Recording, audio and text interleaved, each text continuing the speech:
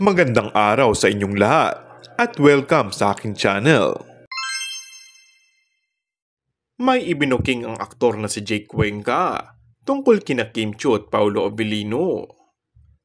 Nakasama ni Jake ang Kim Po sa Philippine adaptation ng South Korean series na What's Wrong with Secretary Kim.